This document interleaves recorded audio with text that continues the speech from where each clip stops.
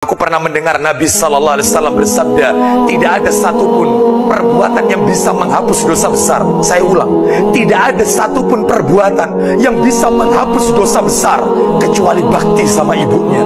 Dia bakti sama orang tuanya, penghapus peluntur dosa besar.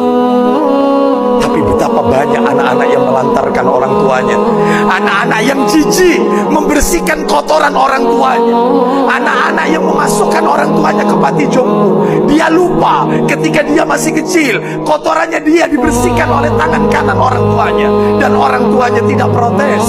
Dia lupa bahwasanya dia dilahirkan di rahim orang tuanya dengan pilihan hidup dan mati. Bahkan apabila ditanya oleh dokter, pilihannya cuma dua, ibu atau anaknya, yang hidup ibu atau anak. Dan saya yakin orang tua akan berkata, biarkan anak saya yang hidup walaupun saya harus meninggal dunia. Aku pernah mendengar Nabi Sallallahu Alaihi Wasallam bersabda, tidak ada satupun perbuatan yang bisa menghapus dosa besar. Saya ulang, tidak ada satupun perbuatan yang bisa menghapus dosa besar kecuali bakti sama ibunya. Dia bakti sama orang tuanya, penghapus peluntur dosa besar. Tapi betapa banyak anak-anak yang melantarkan orang tuanya, anak-anak yang jijik membersihkan kotoran orang tuanya, anak-anak yang memasukkan orang tuanya ke panti jompo. Dia lupa ketika dia masih kecil, kotorannya dia dibersihkan oleh tangan kanan orang tuanya, dan orang tuanya tidak protes. Dia lupa bahwasanya dia dilahirkan di rahim orang tuanya dengan pilihan hidup dan mati. Bahkan apabila ditanya oleh dokter, pilihannya cuma dua, ibu atau anaknya, yang hidup ibu atau anak. Dan saya yakin orang tua akan berkata, biarkan anak saya yang hidup walaupun saya harus meninggal dunia. Aku pernah mendengar Nabi Sallallahu Alaihi Wasallam bersabda, tidak ada satupun perbuatan yang bisa menghapus dosa besar. Saya ulang, tidak ada satupun perbuatan yang bisa menghapus dosa besar kecuali bakti sama ibunya. Dia bakti sama orang tuanya, penghapus peluntur dosa besar.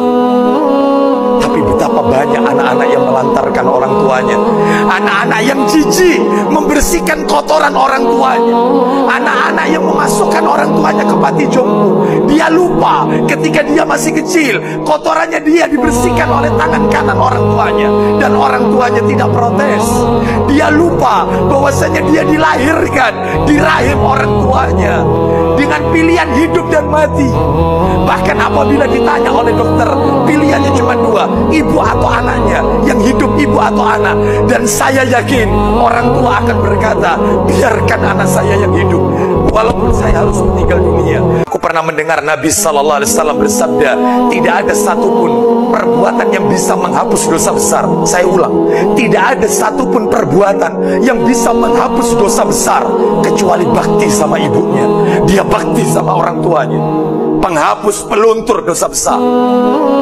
Tapi betapa banyak anak-anak yang melantarkan orang tuanya, anak-anak yang jijik membersihkan kotoran orang tuanya, anak-anak yang memasukkan orang tuanya ke panti jompo. Dia lupa ketika dia masih kecil, kotorannya dia dibersihkan oleh tangan kanan orang tuanya, dan orang tuanya tidak protes. Dia lupa bahwasanya dia dilahirkan di rahim orang tuanya dengan pilihan hidup dan mati. Bahkan apabila ditanya oleh dokter, pilihannya cuma dua, ibu atau anaknya, yang hidup ibu atau anak. Dan saya yakin orang tua akan berkata, biarkan anak saya yang hidup walaupun saya harus meninggal dunia. Aku pernah mendengar Nabi Sallallahu Alaihi Wasallam bersabda, tidak ada satupun perbuatan yang bisa menghapus dosa besar. Saya ulang, tidak ada satupun perbuatan yang bisa menghapus dosa besar kecuali bakti sama ibunya. Dia bakti sama orang tuanya, penghapus peluntur dosa besar.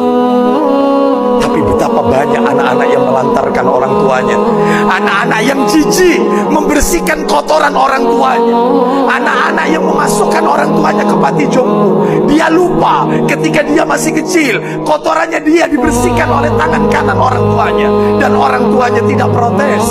Dia lupa bahwasanya dia dilahirkan di rahim orang tuanya dengan pilihan hidup dan mati.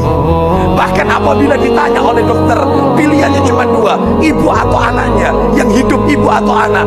Dan saya yakin orang tua akan berkata, biarkan anak saya yang hidup walaupun saya harus meninggal dunia.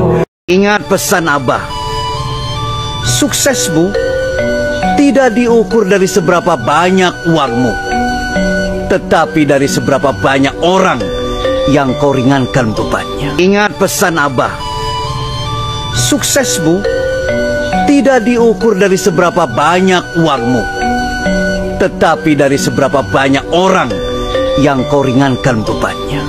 Ada orang yang ibadah tapi hidupnya sulit aja nyari rezeki. Nggak segampang orang-orang yang dalam keadaan nggak ibadah. Allah nggak adil dong, Bib. Allah adil. Salah kalau ada yang bilang nggak adil. Saat orang yang beribadah, rezekinya dikabulkan oleh Allah, 30% diberikan ke dunia, 70% disimpan di akhirat. Itu yang kita butuhkan saat nanti kelak di yaumil qiyamah. Lalu apa lagi? Mereka yang tidak ibadah namun rezekinya lancar, rumah bagus, kaya raya. Orang Islam katanya. Bukan Allah tidak adil. Allah sengaja ngasih dia terus rezeki terus, uang. Disibukkan urusan dunia sampai dia lalai kepada Allah masalah akhirat. Karena Allah bukan dia yang gak mau sujud, tapi Allah yang tidak ridha. Untuk itu orang sujud kepada Allah agar matinya dicabut imannya, mati dalam keadaan su'ul khatimah.